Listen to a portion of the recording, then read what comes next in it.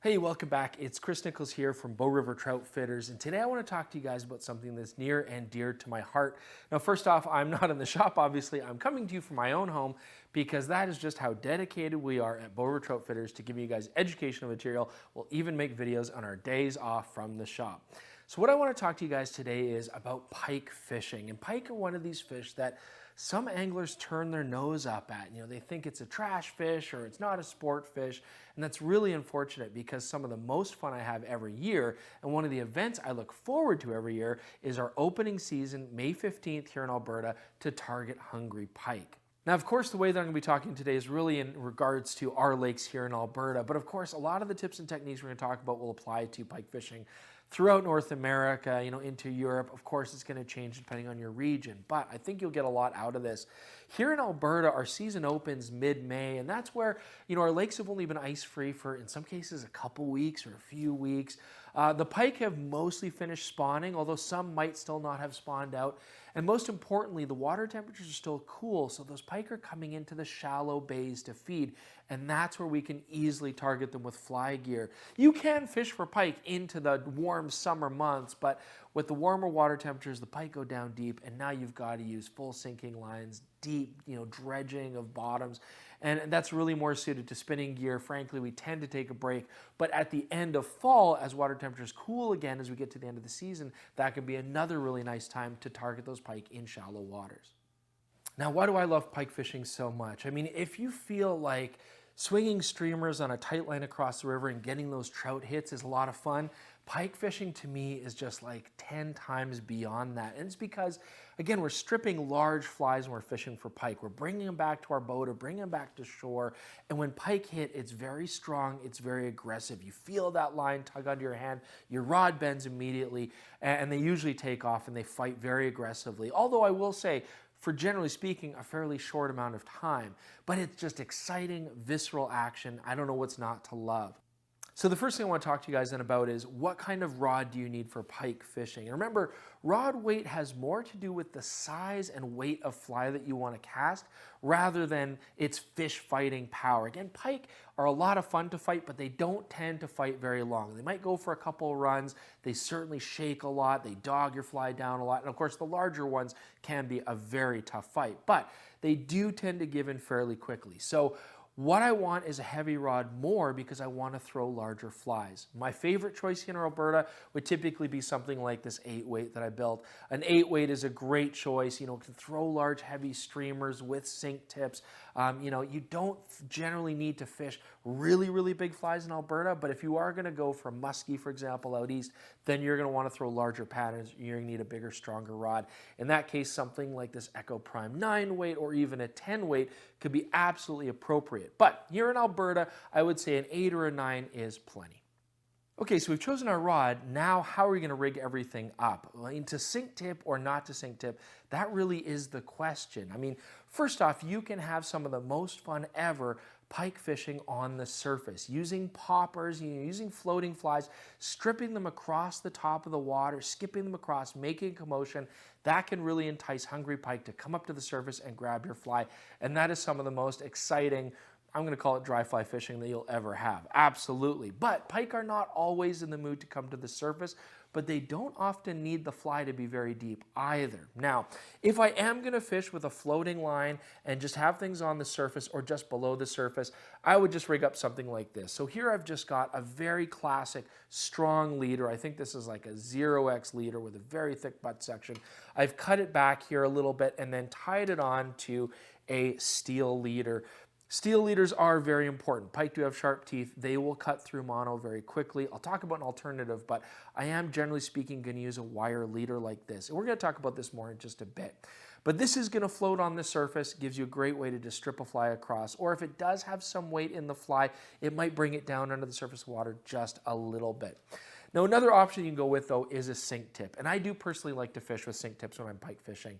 So something like an intermediate leader can be really handy because that'll just sink a few inches down, bring your fly down under the water a little bit.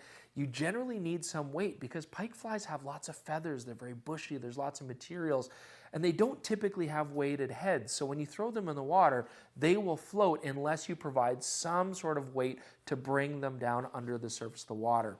An intermediate sink tip is a great way to do that and present the fly just under the surface. I do, however, also like to use general sinking leaders. Nothing too long. I'm thinking something like a 5-foot to 10-foot poly leader, something like a sink 3 to sink 5. You know, it's just going to bring that pike fly down, maybe get it under the water to around 3 or 4 feet, and that could be perfect for fishing shallow bays. Now, off of that, I'll have maybe 2 or 3 feet of just strong mono, something like 15-pound fluorocarbon, for example, and then I'll tie on another one of your classic steel leaders. Now, you can buy these. It's a perfectly great way to do it, absolutely. And these steel leaders are just going to have a swivel on one end, and then they're going to have a clip for your fly on the other. So you tie that onto the end of that mono coming off of your sink tip, and then you've got the fly clip here on this side. And I do love that. I mean, it's a great way to then just be able to quickly change big flies without having to retie anything. Undo the clip, lock it on, and go. I like these ones here from Rio. These just let you hook the fly in and pull it taut, and it's set. And so that's a really convenient way to change flies throughout the day. I don't think that pike really care about that wire leader in a lot of cases. They don't really see it. They're aggressive. They're chasing the big bait fish pattern. And so generally I found that doesn't really interfere. And they don't need to be long. For the pike that we have here in Alberta, I still find that a 12-inch wire leader like this is plenty long enough to protect the leader from those sharp teeth, even if they do wrap around it a couple times. But one thing that I have been playing with is actually just using a really heavy gauge fluorocarbon. This is 50-pound fluoro. You could even go up to 60 or 80. And this should be a little bit less visible to the pike. So on the end of this, I would just go right off my sink tip, just 3 feet of this, and then on the end tie one of these clips that I can easily change flies, and then that's actually been really good. And I've had good success with that. Yes, it does get worn down after a hard day of pike fishing, but it's easy to replace.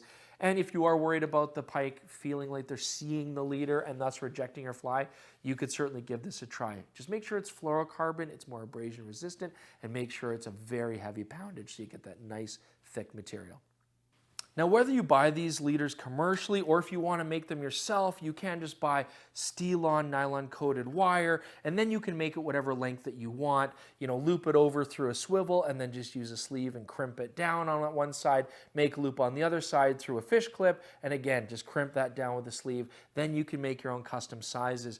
But another material that's very popular is you can now buy knottable wire. So this is a nylon-coated steel wire, but you can actually use traditional fishing knots and basically just treat it like mono. That can be a really effective way as well. And the only trick there is, unless you use a fish clip, if you want to change flies, you will have to clip it off like you normally would. Make sure you don't use good scissors. Make sure you use nice, strong wire cutting pliers to do that. But again, that could be a really nice option. Regardless, if you've got that 10 or 12 inches of wire or heavy fluorocarbon to prevent any sort of breaks with sharp teeth, you're ready to go. So next, let's talk about flies. Okay, so now let's take a look at flies. Now, very basically, fishing for pike means finding their structure, finding where they're cruising, and then stripping the flies forward. As long as they can see it, they're quite aggressive, they'll go for it. There is, of course, a lot more to pike fishing, and we'll talk about that later this season when we're actually on the water pike fishing. So definitely, this is a great chance to subscribe to the channel, click that notification bell, and that way, when we're actually out fishing, you're not gonna miss those techniques. But I do want to show you some of the flies that we like to use. Now, first off, pike flies in Alberta don't have to be huge. There is some merit to larger fly, larger fish, but I've seen some very large pike hammer quite small flies like this. Universally, what I like to see is bright colors. I like a whole selection. I've found that they all work. I mean, blue and white, chartreuse, black, red and white, silver. I mean, really, I don't find the color matters too much in our home waters here, more so that it's got movement and flash. What I do want to have is some sort of eyes. Very important, and the larger generally the better. You can see here on this pike fly, I've got these big eyes on the front. Pike really do aggressively target the head of fish. And so because of that, I also want a relatively large hook, and I want it to have a fairly big gape because I don't want those large eyes keeping the fly from actually getting a good hook set on the pikes. Now, although we can fish dual hooks here in Alberta, I don't like to do that with pike. I don't want to hook them deep, and they will tend to really aggressively smash that fly and kind of try to take it deep into their mouths. And I find a stinger hook is just really dangerous for their gill rakers and stuff. So I'll either just remove that stinger hook, or I just won't fish a fly like this. I would use this more for lake trout, although of course a pike would absolutely smash that. So I like a large single hook close to the eye. They're going to target that head. You're going to get a good set there. I do also like to strip set with pike, much like if you were fishing the flats with salt water, rather than doing a trout strike and lifting the rod straight up. If I feel that tug, I'm going to give a good hard pull with my left hand on the actual fly line itself and just really set that hook solidly, and then just hold on tight. So if you're going to go pike fishing, you absolutely have to have these other pieces of gear. So first off, a good pair of long nose pliers, very important to get flies out of the pike's mouth. These also have a cutter blade on them, which is really good for that heavy fluorocarbon or knottable wire if you want to cut that. The other thing you need is jaw spreaders. This is just a tool that holds the pike's mouth open in case the fly is maybe a little bit deeper set. Then you can get in with your pliers and remove it safely without getting all cut up. And I do have a float on here. There's a good reason for that, I think you can imagine, but some stuff has happened to me over the years. So there are also specialized pliers that you can get that have incredibly long jaws or teeth at the end of a long shaft. Those can also be really useful to try to get flies out of the pike's mouth. But again, this is why we use barbless hooks and a single large hook, and that way it usually is quite easy to get those out without distressing the fish too much.